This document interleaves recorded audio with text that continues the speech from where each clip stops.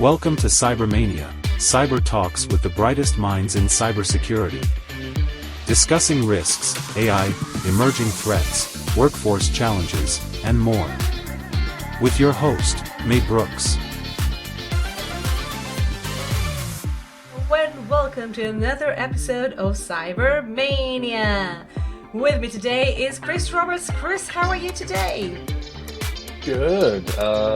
Not too bad. As we've been doing in the background, working through some fun technical challenges. I think it's one of those I hate computer days. I do hate computers, especially today. Today it's been this week actually. The kids are home from school, so I've been a technician. Basically, I've been an IT help desk all week.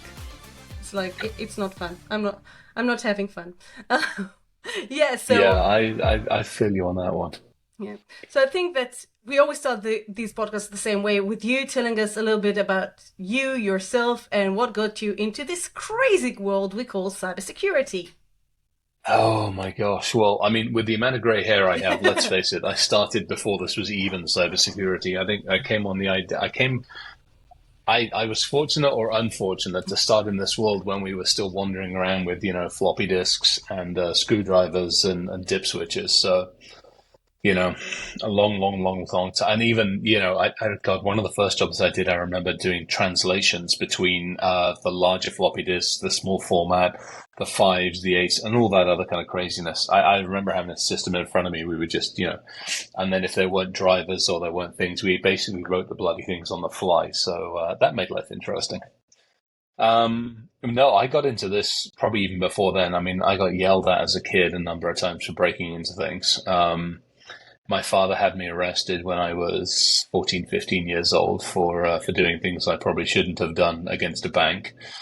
And then I went in the military and jumped out of airplanes and got kicked off of submarines. And when I came out of the military, I went back into this industry and I got yelled at by the government for doing stupid things I shouldn't have done. And at that point, they're like, all right, you muppet, we're going to bloody use you rather than chuck you away for a while. So, it just went from there. Well, throughout your career, you've seen a lot of interesting things, and you mentioned that you've been, let's call it, dabbling in hacking. Let's call it that way. So I want to know. Let's face it, I am a hacker. Yeah, I'm trying to put it in a nice way. So your background as a hacker, as someone who's always tried to break into things and get things to do something that they're either not supposed to do or you're not supposed to be able to make them do them. How does that background, that sort of mindset, influence the way that you approach cybersecurity from the defense side today? I think it's, we've gotten to the point, let's face it, in this day and age where anything and everything can be broken into. And quite honestly, anybody that thinks any different, I'm happy to take them up on that challenge in exchange for a cup of tea or something. And I think it's having that mindset to go, all I can do is reduce the probability of something occurring and recover from something when it happens. I mean, it doesn't matter if it's a corporation, a system, or whatever else it is. But I think it's the biggest thing for me is that looking outside of the box. I mean, we've got the traditional firewall, intrusion detection, protection, all these other wonderful things that you can drive a freight train through most of them. So it's both looking at an attack vector that's not standard and not normal, but also being able to turn around and go, how do I put a more effective defense in place? It's XKCD, the online comic, probably said it both. I mean, you can encrypt the heck out of the machine. You can put all the complexities in place. Yet if you sit the owner down in front of you with a spanner or a wrench and explain to them how many fingers they'd like to lose before they actually give you the password, you've just defeated every single control. So at that point in time, what do you do? How do you do? And all these other things. So there's I think it's not stopping at that first question. It's probably the hacking mentality has helped me learn to ask 20 more questions than most people do. And you've also said in the past, I've seen you say it and talk about it, that hacking is not exactly a crime. Yes. Can you share a little bit about that perspective? Because that's something I also had conversations with other people like Karen Elazari and others about that. Yeah. That concept. Yeah, I mean, it's a huge thing. It's when you think about it, the hacking mentality and the hacking community started this industry. And so it's frustrating for a lot of us that we are now blamed for the industry. And unfortunately, a lot of it's because the word hacking has become synonymous with that, with criminals. The media's taken it up, popular culture and everything else has gone, hacker equals bad. Whereas in the regular world, if I turn around to you and go, hey, your accountant is a bad person, they're like, oh, they're a criminal. Yes. Yeah. And we haven't adopted the same thing. We haven't taken that same mentality, which means, society hasn't gone, oh, a bad person with a computer equals a criminal. Somebody breaking into a bank is a bank robber. No, they're a hacker. No, they're just a flipping criminal. It's as simple as that. So to me, the word hacking is fantastic. I love it because it's nothing more than using your brain. It's nothing more than asking questions, throwing away the box, thinking of things from a completely different angle and helping people to understand it. I mean, you're hacking the system. I mean, that's all you're doing. It is not a pathway to bad things. And I think that's where I get the frustration. You want that pathway to bad things? Take a criminal element. Very, very different focus. I think that when we started, if you go back to the 80s to the 90s, when people said hacking, they meant gamers that were trying to find cheats and hacks. And I used to do that. So am I a bad person? I still remember City, I don't remember, City something at Commander Keen. I used to love that. I used to love that game. I used to love that game. Commander Keen, Oh, it was one of my favorites. GOD. You get like 1,000 points or whatever, yeah. Oh, I remember I got seconded to work at one of the IBM laboratories for a while. And it was at the time, this is showing how far back we're going. It was at the time when we were moving from IBM's token ring, the mouse and cows of IBM's token ring, to this new thing called Ethernet.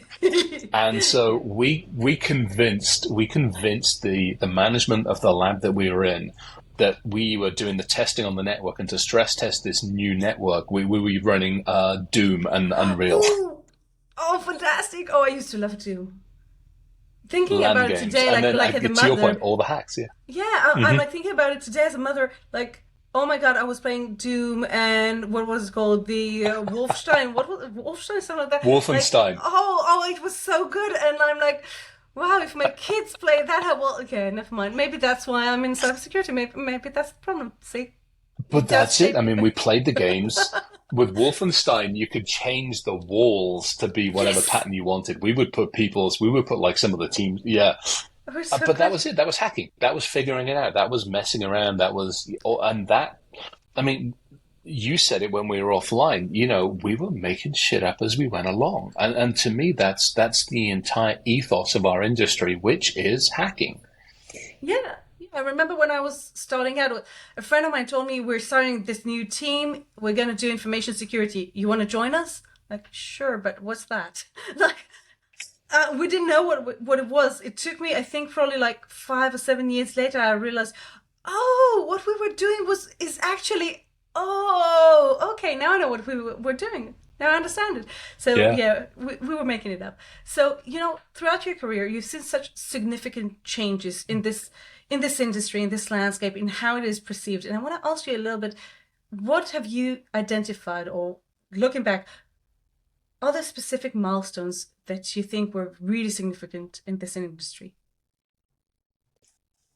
Yeah, and identifying the time is probably the challenge. But I mean, if you think about it, when we got into this industry and started it and worked in it, our focus was one thing. As an industry, our focus was really one thing. It was very much the idea of protection. It was very much like, hey, we need to learn, we need to understand, and how can we help the company to be more effective? And that was really the sole purpose of the entire industry. And unfortunately, it changed. I mean, go back 20-ish years, it changed into how can we make millionaires and billionaires out of our industry? And it was... Innovation wasn't for innovation's sake. Innovation was for how can I make more money? How can I patent this? How can I do this? So rather than you and I collaborating on something effectively and commercializing it, we were like, oh, we both had this amazing idea, and we went off on our separate ways. And that, I think, was one of the biggest turning points in our industry. The other big one for me was when we turned around and we said, rather than embracing the users and people that are not part of our industry, we kind of swept them to the side and said, hey, technology will take care of you. And obviously now, egg on face, 15, 20 years later, we've realized that we kind of need to educate the human as well as put the technology in place, even more so now when you start looking at the intelligence and the augmented and artificial intelligence stuff. We have to educate the people. I agree. I think that we've always sort of said the users are the weakest link, and we sort of framed them that way, and we didn't. I mean, everyone knew. I think 15 years ago, everyone already said, no, security awareness is super important. But what have we done about it? Nothing. Once a year, we'll give them like a 10 minutes presentation, and good luck with that. And for me, Yeah. that's something that I've been a very strong advocate for. I see online safety as a parallel of road safety. It's exactly the same thing. I'm not an engineer. I have no idea why when I press the gas, my car goes faster, and when I press the brake, it stops. But I know that's Right. what's going to happen. And I know that this sign means that I have to stop, and whatever. We know those signs, and in the Yeah. online world, it's exactly the same. But it's up to us as an industry, telling people about it, talking to people about it, showing them how they can stay safe. It's not scary if you know the rules. If you don't know the rules, the road is super scary if you don't know how to look right and left. If no one showed you that, it's super scary to cross the road. So, Oh yeah, totally. And I think that was one of the big ones. And we didn't just do it to the end users. We did it to other people in the industry. I mean, I'm a huge advocate for the DevSecOps community, yeah. but we shouldn't have to have it. It should not have to exist. We made a special community for something called collaboration. We couldn't use the straight English word collaboration. We couldn't go to the development teams and say, hey, how can we work together? We had to build an entire community for that word, which to me is ridiculous, but it is what it is. A lot of people didn't understand, maybe they still don't, what do we do? And as someone who's been in the industry for as long as you have, and you've held CISO roles and strategic advisory roles and things like that, how do you sort of balance that? The lack of maybe technical understanding of the business side with the lack of business understanding sometimes from our side as techies. How do you balance that? A lot of reading and a lot of research. I think that's, we talked about it off camera. This isn't just a job. This is a passion. And most of us have started off screwdriver wielding, tinkering, doing whatever else, hacking basically. Now, I still find myself, I spend half my evenings breaking into things and the other half of my evenings figuring out how I'm going to explain it, not just to the technical teams, but also the leadership. And I think that's where we've had to change. We've had to evolve. We've had to go, okay, this isn't just a technical risk anymore. This isn't just somebody can break into a computer. This is now a business thing. As security and as technology has quite honestly taken over industries globally, our role has gone from one of a very, very niche role to a very, very much more of a strategic role to help organizations understand the liabilities, the issues, and the challenges. We're chief legal counsel. If you were going into another country or you were buying a company, chief legal counsel was at the board table explaining the pros and cons, and manufacturing would do the same thing. Well, now we have to be at that board table going, hey, as we evolve technology, as we increase and change technology, here are the challenges, and here are the ways of remediating and mitigating those, and here's how we go. Here's my recommendations for how we proceed forward. So we have had to evolve from just literally sitting in the back room to walking into a boardroom and being able to articulate it in a way somebody else understands. I think that's one of the biggest challenges even when I teach CISO or CISSP courses. One of the first things I ask my students is, who here has a business degree? BA, MBA, I don't care. And there's always some smart guy asking me, do you mean a degree in computer science? Well, no, I mean, if you have a degree in computer science, that's great, and that's a great degree. But I asked about business because we have to understand the business side. We have to speak that language. We have to. No, I'm not a big fan of working all days with spreadsheets and figuring out all the KPIs and dashboards. But at the end of the day, I have to explain to the business. They don't care that this vulnerability is super, super cool. They care how much it's going to impact the business. And that's actually something I started working on my doctorate on. how can cybersecurity positively impact the business bottom line in various industries, not just like, not in cybersecurity. In cybersecurity, obviously, we sell cybersecurity, so that's easy. I'm talking about other industries. If we want a seat at the table, we have to speak the business language. We have to understand their point of view.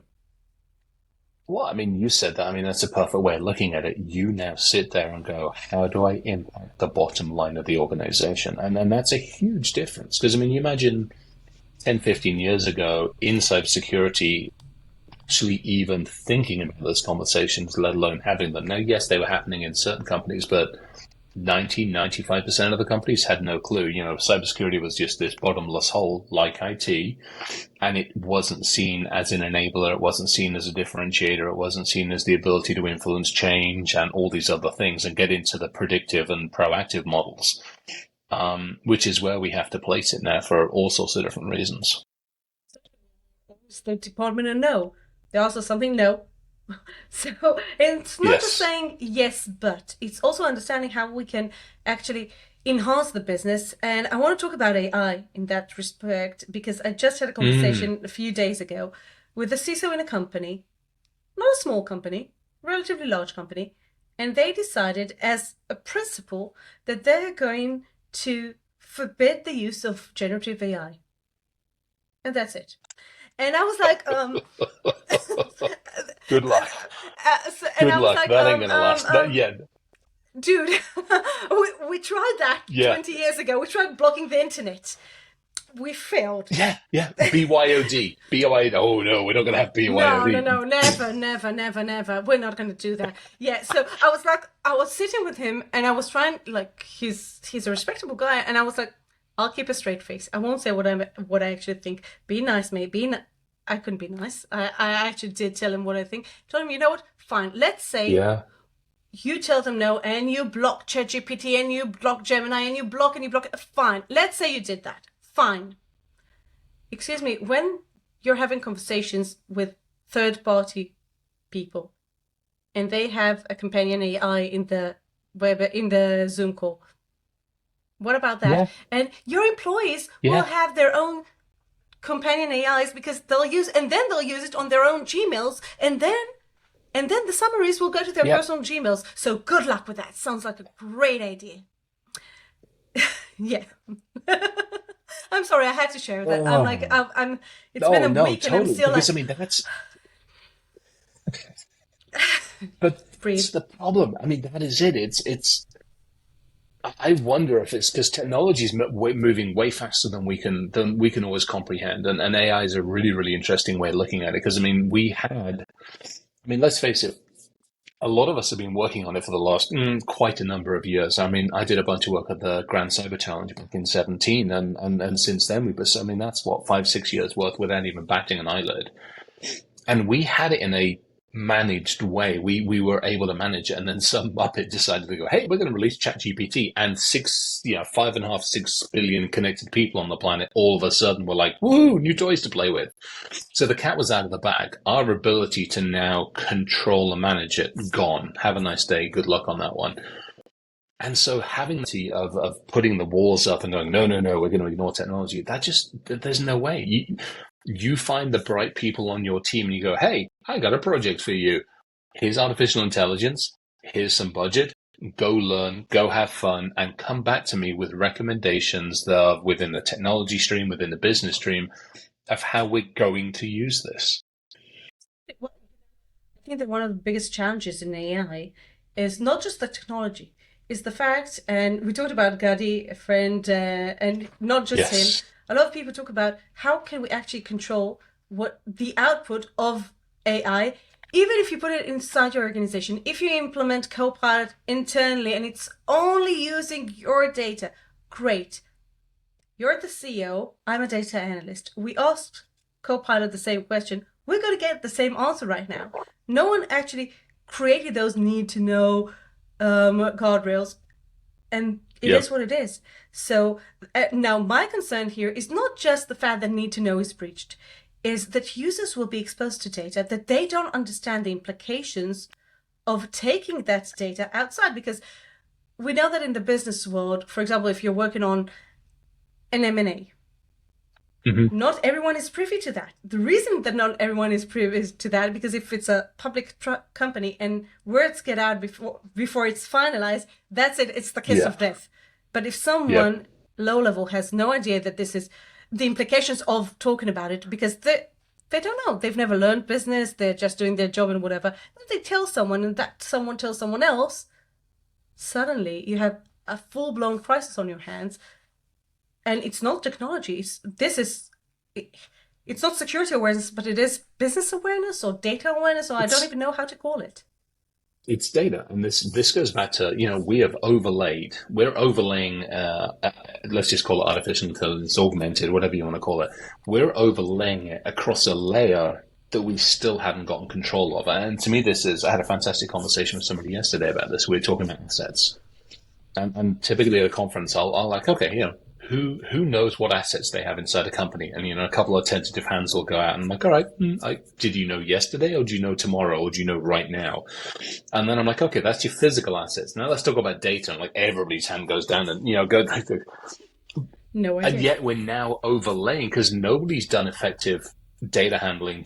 Nobody's put data handling classification standards across their entire enterprise. And exactly to your point, now you're going to overlay an intelligence model that goes, woohoo, data lake, playtime, and is making decisions, is basically providing all sorts of contextual models, all sorts of correlation models, strength weakness models, you name it, on all of the data you've handed to it. And if you haven't handed all of your data, then my question is how the heck are you going to trust the information if you have handed it? I mean, we have taken a tool, and we've just basically thrown it at a system and said, hey, this is really cool. What can it give us? Exactly to your point, without going, well, did we just hand the hand grenade off to the kids and pull the pin and see what happens? Or did we actually do something properly for a change? Yeah. So going back to the point that you made, let's take a team, let's let them play around with it, Yeah. learn about it and everything. The question is who that team should be. And that's something that I've been thinking about. Is it a tech team? Does it include business? Who does it include? Because understanding the implications is not a technical problem. No. So No, it's to me, I mean, this goes back again to how security has had to mature. We used to be us against everybody else, which was a terrible way of doing things. Now, typically, when I'm going in front of like leadership, I'm making sure that I've already made friends with HR and people team and HR, legal and compliance. I've had some really good conversations behind the scenes with them, the risk team, inside and outside counsel, and even if it's manufacturing or engineering, that we're all singing from the same song sheet before we go talk to the CEO, before we go talk to the board, because you've got to have all of those voices either in consensus, or if they're not in consensus, you agree to disagree and move on. I mean, that's also an allowable situation. And I think that's one of those things, again, that's one of those, we've had to take our social engineering skills and turn them into business skills. I mean, without manipulating people. I think that you talked a lot about community and building the community, and you talk now about building those communities inside the organization and those connections with other teams and other people in the organization. And you talked a little bit about reaching out to the rest of the community. I want to ask you a little bit, what are the most pressing issues that you see that industry is currently facing, and how can we work together to solve those problems? I think there's a few things. Collaboration is always one of those challenges. For me, it's one of those things where a perfect example is like, let's just say I get hit. I get hit with an exploit, and you and I are running similar technology. Because we've met at a conference, we've talked or whatever. The ability to very effectively communicate with you and go, hey, watch out, my XYZ firewall just got hit. It got hit with this. It's a new exploit. Do me a favor, keep an eye on this. The ability to effectively communicate that across a broad swath of people and help them protect themselves, that's a big challenge. Because at the moment, if I do that, it's sitting on Signal or sitting in a Signal or a Slack channel that's Chatham House rules. Because I can't do that officially, because obviously legal is in place, governance is in place, all those other things are in place. So I've got to be very, very careful about how I actually help other people. So that's one area I think we have a problem. One of the other areas, obviously, is getting people into this industry without all the stupid gatekeeping and all the other junk that goes with it. I mean, we all know what the problems are, and it's we have to do a better job of working with HR and recruiting teams and going, hey, do me a favor, get rid of that default template, get rid of the bullshit. We're going to take the pipe fitter, the coffee barista, we're going to take these people on and we're going to invest time and we're going to invest energy and we're going to bring them in and we're going to show them what it's about and we're going to give them the opportunity and off we go. And it's fighting for that is to me is the big thing as well. Yeah, I think I mean, the other one is as well as, and it's part of the reason we've had the podcast, which is I can spend my time fighting against an enemy that I don't know, an adversary that I don't know. But what drives me nuts is fighting against the FUD, fear, uncertainty, and doubt in our own industry from the sales and marketing teams. I have zero tolerance for any of that stuff. Yeah. To the point where I've been a little vocal, shall we say. So that's another one. I think that's where we have a frustration in the industry. Yeah, well, you talked about getting people in and stop the gatekeeping, and completely agree. But we started that early on, and we talked about it offline as well. How do we get people involved? How do we get people to be passionate about it? Because you said it as well. It's a lifestyle. Being in cybersecurity. Yeah. When I talk to people that tell me I want to go into cybersecurity, my first question is always why? Because it's not an easy industry. If you love it, you'll always love it and you'll be good at it. But if you're just going to be mediocre, there are other ways to make money, easier ways to make money, honestly. Yeah. So the question is, how can we articulate what it's like and what this lifestyle is all about to get people involved, to get them excited about joining this community? I think the conferences are a great way of doing it, especially the local and regional ones. I mean, don't get me wrong, it's fun going out to summer camp in Vegas. Sometimes, let me rephrase that. It's fun traveling globally, but I love the smaller ones, like the B-Sides community. The team that started that are absolutely amazing. So you got the B-Sides community, ISACA, ISE Squared, ISSA. Those local and regional ones are really nice for anybody who doesn't even know what's going on to come in and check it out. For me, I think those are great. And then, I have Gurkon, we have other ones. There's some fantastic ones just to go along and be part of that community, sit down with the students. And I think that also takes some umbrage from us. Again, gray hair, you've got crazy amount of longevity in the industry as well. It means stepping out of the speaker room, stepping away from all the familiar faces and going and sitting down at lunch with the students, hanging out, being available, just getting out in there. There are a few people in our industry. Thankfully, it feels like there's getting less and less. I could be wrong, but for a while, it felt like there were some absolute prima donnas that would be like, well, I'm so and so, and they would come in and they would do their speech and they would get the heck out and take the checkbook with them. And there's less and less tolerance for that. And I'm seeing more and more people getting in and sitting down with the audience and actually just going, hey, I'm here. How can I help? I think that a lot of people are sort of intimidated by asking questions and things like that. And I always tell students, and whenever I'm in any sort of opportunity to talk to members for IC, for example, this week we had a conference, and I told them, just ping me. It might take me a little while to get back to you.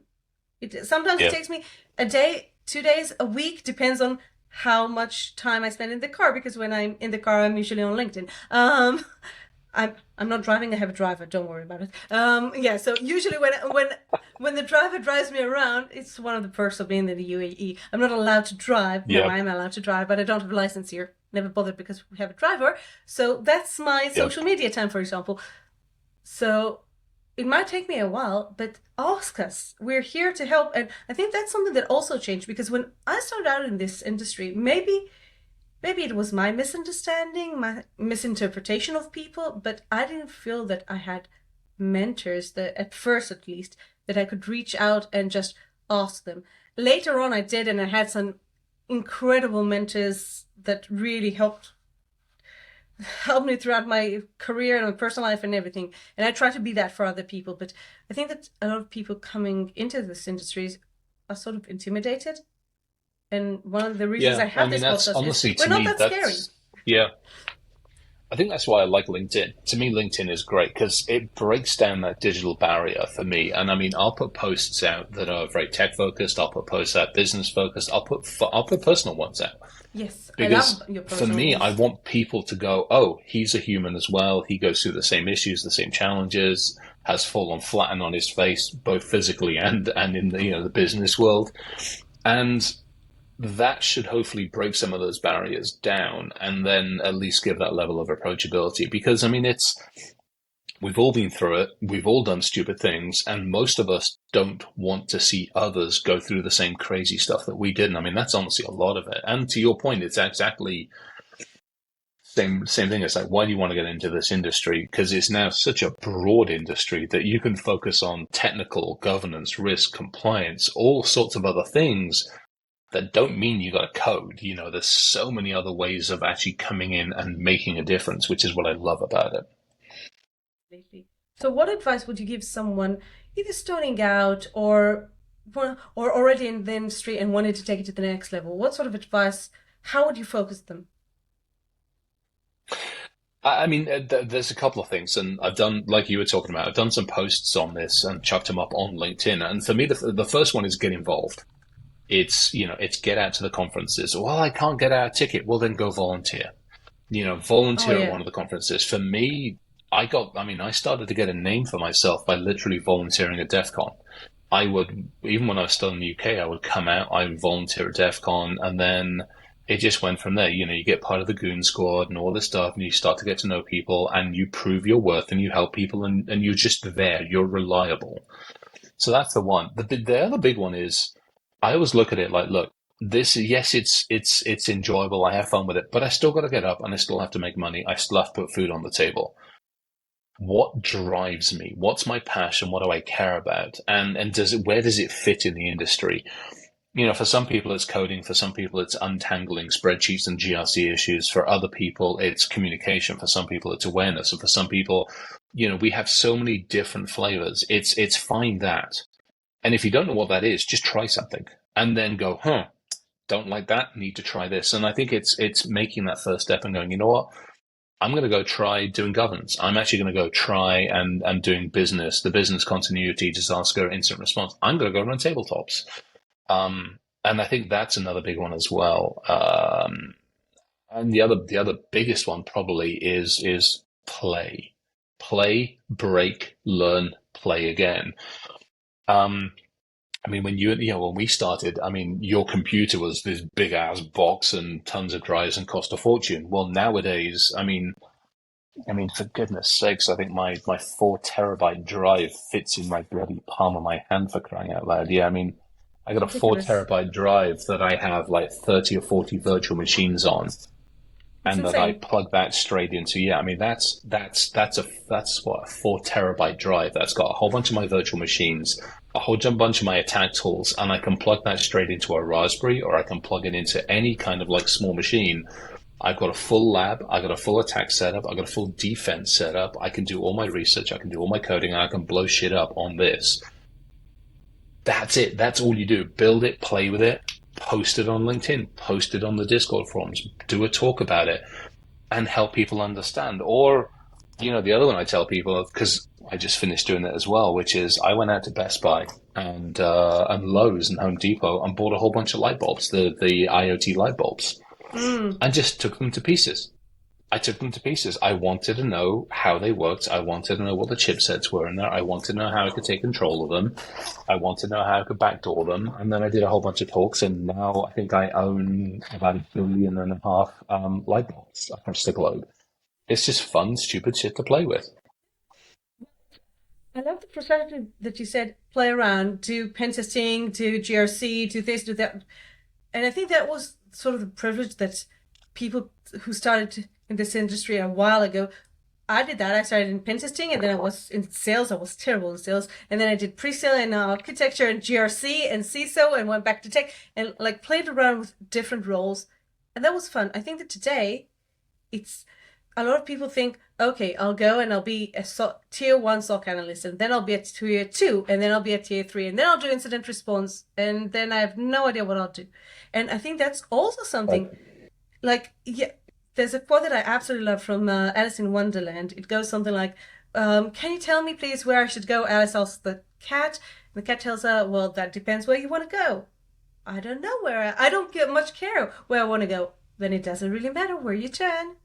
And that's the thing. Yeah. Most people that I ask them, and not just in cybersecurity, I think that's in general, like, because we all live in the day-to-day. But when you ask someone, where do you want to be in 5 years? And they look at me, well, I don't know, what do you want to do in 5 years? I know exactly what I want to do. It doesn't mean that that's what I'm going to do in 5 years. I know that every plan might change. And if you would have asked me 5 years ago, would I ever relocate to the UAE? I would have said, no.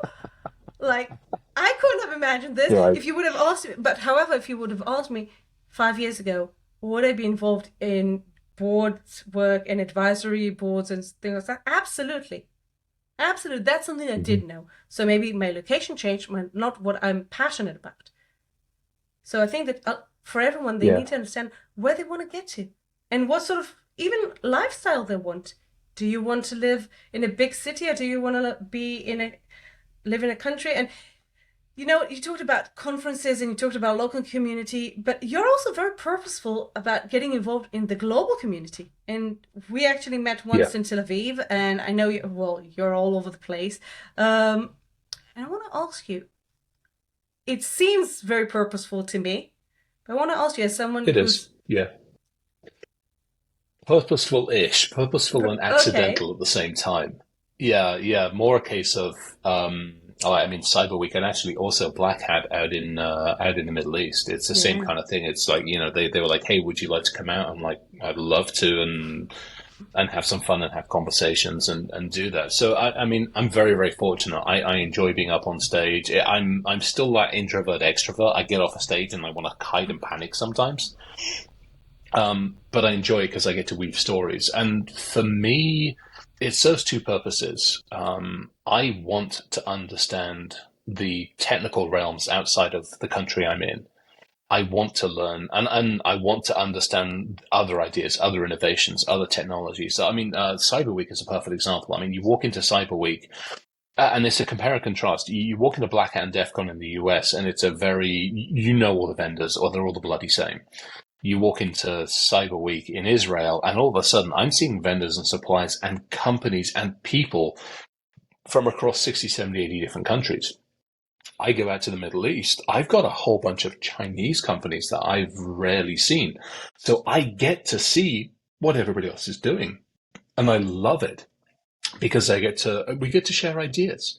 I get to sit down with people, different philosophies, different cultures, different religions, different backgrounds. And we have a common thread to have a conversation about. And so we weave our discussions there. So for me, I love it on that one.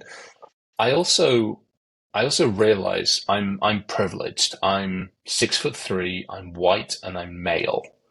And so I have, in my own eyes, I have almost a duty to go out there and go, hey, there's other people aside from me, and bring other people involved. Get involved in the Women in Cybersecurity. Get involved in Blacks in Security. Get involved in like 971sec out in the Middle East. Get involved in all these different groups and go, hey, how can I help you? What can I do? What can I do to be better? How can I change? How can I affect change? So there's a lot of that in there as well. I think that I know that there's a lot of controversy around diversity, DI in general, and I actually heard some backlash on that. Well, what's wrong with the industry as it is and whatever? And my perspective, maybe because I'm a woman, maybe because I've been around for a while, but when I look at our adversaries, they're very diverse. We have women, we have men, we have white people, we have black people, we have Hispanics, we have Asians, we have every form of life. That's our adversaries. And if we are always thinking in the same way, we'll never catch up. We'll never think the way they do. And that's something that I actually learned here in the UAE. I think the UAE is an incredible playground for that because you have people here from so many different nationalities. My kids go to school here, with kids from over 90 different nationalities. They understand globalization and culture in a way that I will never understand that because Yeah. they grow up with it. One day, my Yeah. youngest came back from school and she said something like, "Did you know that today is whatever holiday of whatever?" I was like, "No, I've never heard of that." But she knew and she explained everything to me. And for me, that was incredible. And I think that's something that our industry Yeah. is sort of lacking because let's call it, we weren't as diverse as we probably should have been throughout the years, and now we're getting there. That's an understatement. Yeah, I'm that's an trying to understatement. be. Let's face it. We were not only were we not diverse, we just didn't. We gatekeeped as well to some degree. Oh yeah. I did a talk on this years ago because if you go back to the 50s and 60s and early 70s, it was very much a women-dominated Yes. environment. And then it changed. Then school was like, oh, it's computer science, it's cool, it's geeks. And so they split it from the other sciences. And it became this geek fiefdom. And we're still fighting, to some degree, we're still fighting that culture, 30, 40, 50 years later, for goodness sakes. Absolutely. To your point, there's an infamous thing. If you go back several years ago, one of the large semi-autonomous car manufacturers out there was running into issues. And the issues were, as the cars were driving, they were hitting people. They weren't recognizing people. And it was because the people that were coding it were all one shade and hadn't thought about anybody else. So these cars were going along and couldn't have those from people. So, and then you talk about AI. I mean, that's another thing with AI. Quite honestly, I want people at the keyboard who are pipe fitters, who are welders, who are house builders, who are freaking bricklayers, who are unemployed, who are musicians, who are artists. I want those people with their hands on this flipping AI keyboard because we have to have that diversity of thought. And that's what's missing. I Yeah. love that. I love that. We're starting to run out of time, and there's one issue that I haven't tackled yet, and I really wanted to. One of my Go for it. favorite podcasts. What Oh, the F did I WTF. just read? Yes, yes, yes. And I had Danny here. It's one of my Oh. favorites because sometimes you say things there like, "Oh, I love the fact that you're just tackling, you're just putting it out there. What the F did we just read?" And you said that about fear, uncertainty, and doubt. And so I won't ruin it for everyone. Can you tell us a little bit about this podcast and what inspired you to start this? Oh my gosh. So Danny is amazing. Let's Yes. just start with the easy one. Danny is absolutely freaking amazing. And she and I have kept in lockstep for last several years. We've taken a break from the WTF podcast at some point in time. I hope we pick it up again.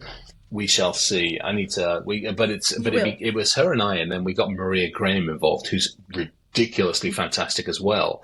So you have sales and marketing, sales, and a sarcastic CISO. And let's a blunt, sarcastic CISO.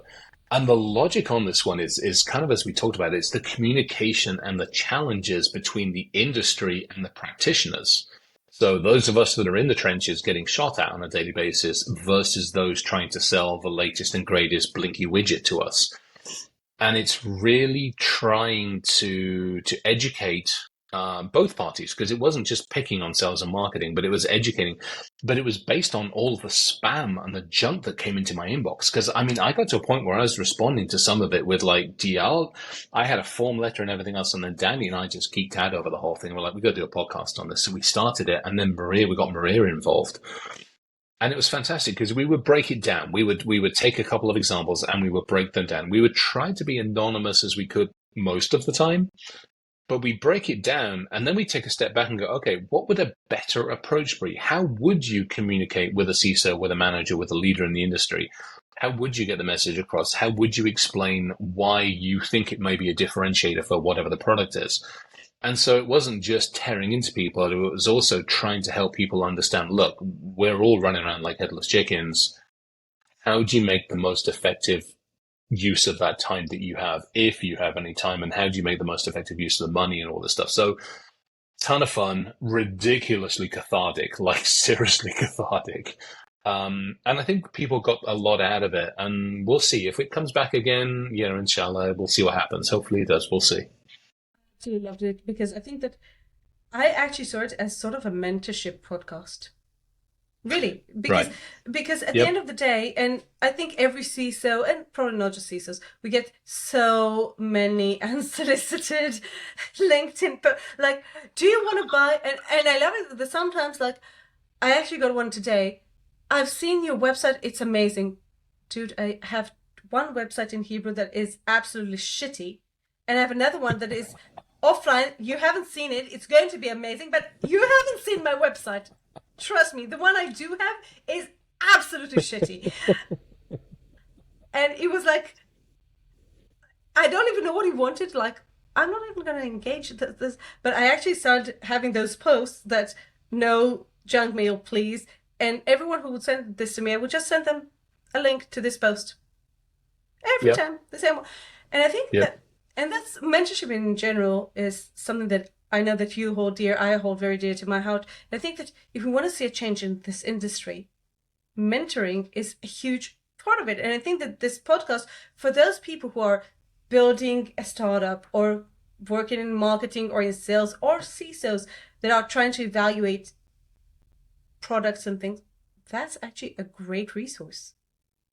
Yeah. That, Yeah, it was good, and it was trying to, again, it's back to this trying to affect change. It's like we have to affect change in our industry if we're going to succeed, if we're going to do things differently, if we're going to actually help the very clients that we're meant to be looking after, we have to change our approach. And so the logic behind it was, how do we affect change en masse, to be honest? So yeah, it was good.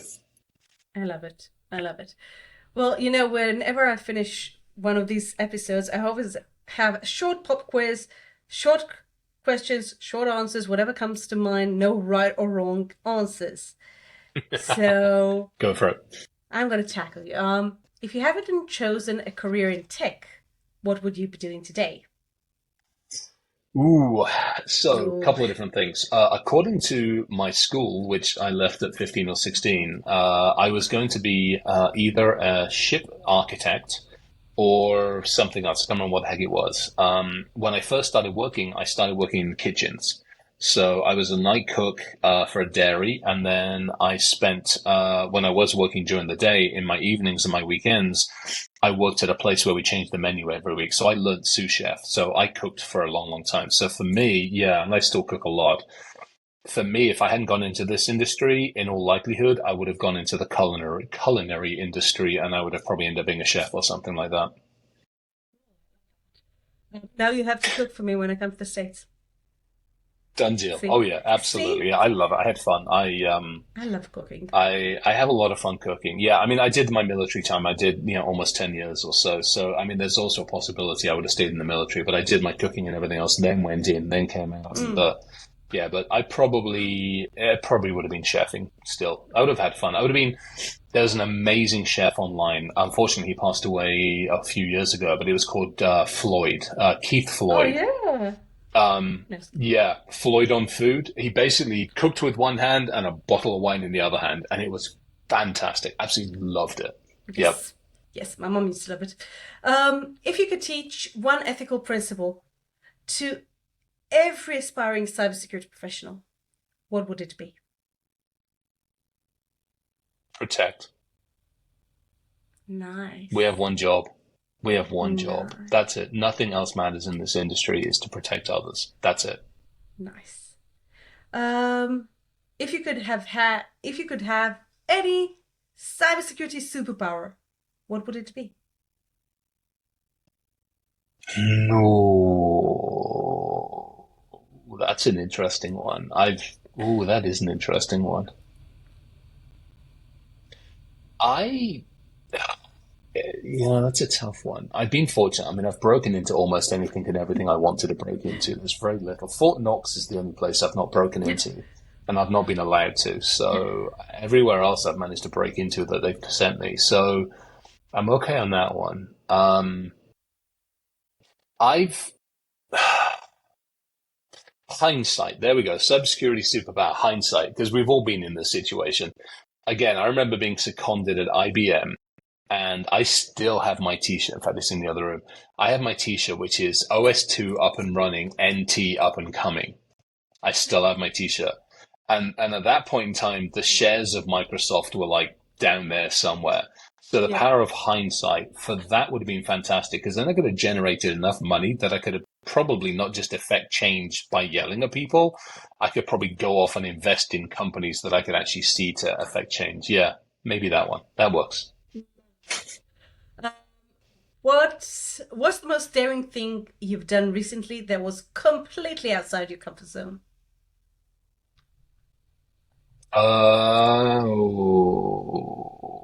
Oh, that's interesting, because I still do stupid shit. I mean, I mountain bike. I'm actually going to put a LinkedIn post out. I'm sporting a bruise that literally goes from my bum to my knee on my right leg. Literally wraps Ow. 2/3 of the way around my leg. Ow. Because I was trying to be good. I was actually, I smashed up my shoulder. This right shoulder of mine is a complete mess. I got shot in it years and years and years ago in the military. And for hammer throwing and javelin as well, it's all messed up. And I managed to run into a tree and fall onto it in like 3 days in a row. So it's annoyed with me. So I'm like, oh, I'm gonna ride on the tarmac. I'm gonna be safe and stay on tarmac. Well, this idiot rode on tarmac, slipped on wet mud, and went complete arse over teacup. So, yeah, I think probably still getting on a mountain bike is probably still some of the stupidest things that I do. I mean, oh my gosh, yeah, I got yelled at. The Trek store keeps repairing my bikes, and they can figure out what speed I'm doing. So the mountain bike, I brought it back in the other day, and I mean, I was doing 48 mile an hour downhill on the mountain bike, and they're like, what? Dude. Yeah, oh yeah, exactly. And they're like, really? I'm like, hey, it was fun. I was chasing cars. I love that. Yeah. Oh, I have a good one for yeah, the last so one. that's- I have a really good one. If your cybersecurity journey was a movie, what would be the title? God, it was a good one. Oh my gosh. Oh my gosh. I've always joked that the last words ever heard on this planet will either be oops or huh, didn't see that coming. Bolo Petunia, yeah. I mean, exactly. And that's it. I swear, no matter what, the last words humanity will ever utter will literally either be oops or huh, didn't see that coming. Yeah, so it's going to be that, because I've done so much stupid shit in my time that I've sat back and gone, oh, What have I done? didn't expect that. Yeah. Love that, Chris. As always, it's been an absolute pleasure having you here today. Thank you so much for joining me. Thank you. And for everyone listening or watching us, don't forget to subscribe and join us next time here on Cybermania.